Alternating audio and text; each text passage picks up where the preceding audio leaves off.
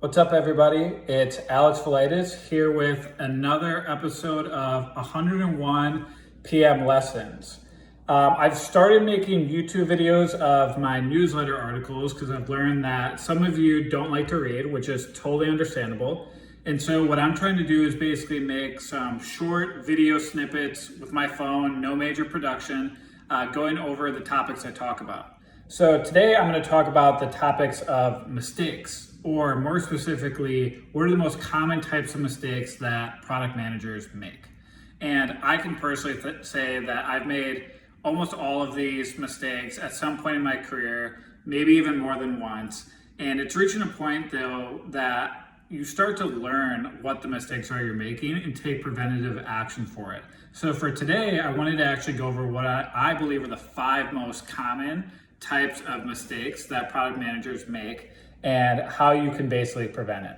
So mistake number 1 that I see a ton of product managers make is that they tend to wait too late to define what success actually is. So they'll work with the team, they'll build out the feature, they'll ramp it, and then what usually happens when product managers are in this position is they'll say, oh wait, like we didn't really do a good job of understanding what it was we wanted to evaluate or what the purpose was. And so what tends to happen is a lot of product managers will just retroactively sort of decide what success is. So look at the metrics and be like, oh, this metric went up, we're gonna claim that as the win. Or, they'll take a few anecdotal feedback from like self-selected members.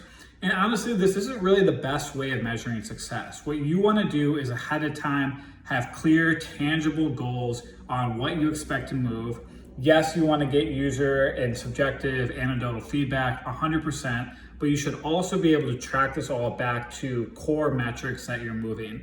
And I believe as a product manager, it is really important that you are the one defining these success metrics and sharing it with other people.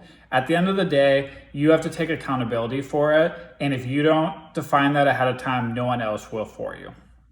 The second major mistake that a lot of product managers tend to make is that they basically assume that somebody else is going to do a task and that it ends up falling through the cracks. So one of the tricky parts about being a product manager is that our role is somewhat ambiguous. It's not as clearly defined, right? If you look at engineers, you know you're going to spend a good amount of your day writing code. There's certain, RB commitments you have to make. You have to review these codes. There's certain architectural reviews.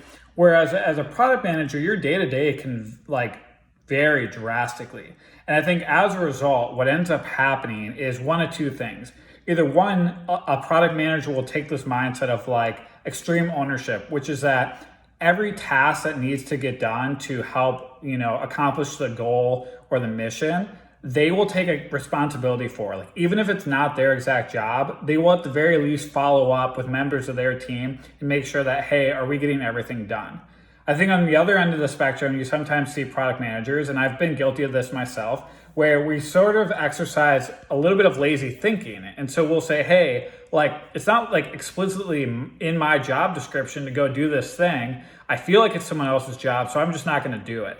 And the problem when you take that approach is that you will find that sometimes things just get dropped. And as a product manager, you have more context than anyone else. And if things get dropped, regardless of if it was your exact job or not, you take some part of the responsibility there. So again, I emphasize taking an extreme ownership mentality. I don't always do it myself, but I think it's definitely something to strive for.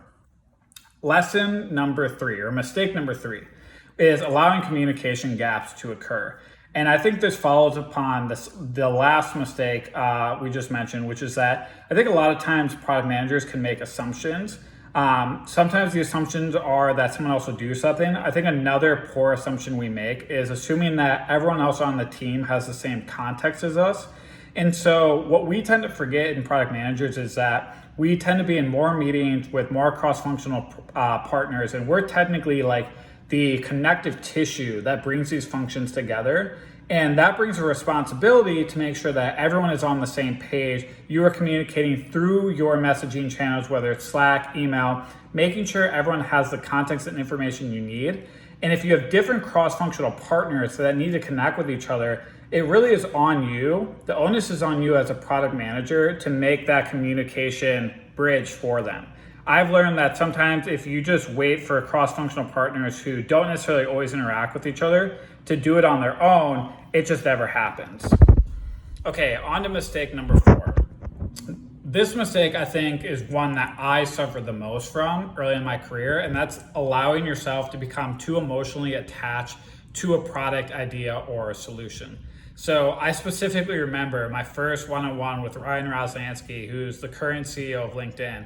And I remember telling him about my experience on one of the previous apps. And I basically said how, it meant so much to me. Like, I was almost emotionally attached to it. I would talk about it to people all the time. It felt like my baby. And, I wasn't going to give up on it no matter what. And he literally stops me dead in my tracks. And he's like, listen, if you aren't able to emotionally detach yourself from the product, you will never build great products at scale. And I remember at first being kind of taken aback. I'm like, wow, this pretty, powerful guy is basically telling me to check my emotions. But then I realized he's 100% right. We as product managers, we're not building for ourselves, right? And I think sometimes we can allow our egos to get in the way and suggest that our ideas matter the most, but that's not what is important. What's important is actually listening to the people that are using your application and need it most, and looking at the data and letting that define which direction the product goes in, not just what you believe to be correct. All right, 5th and final mistake, and I think this is the one that if you make it will rub people the wrong way the most, and that is basically confusing influence with authority. So I'm gonna repeat this for about the 100th time probably across my channels, which is that as product managers, we don't actually have authority.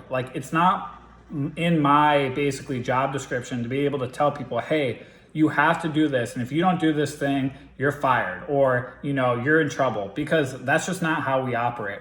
Everything we do as product managers is through influence. People don't report to us. And as a result, it's really important that you hone the communication and influence skills you need to get people behind a mission, to rally behind a common purpose.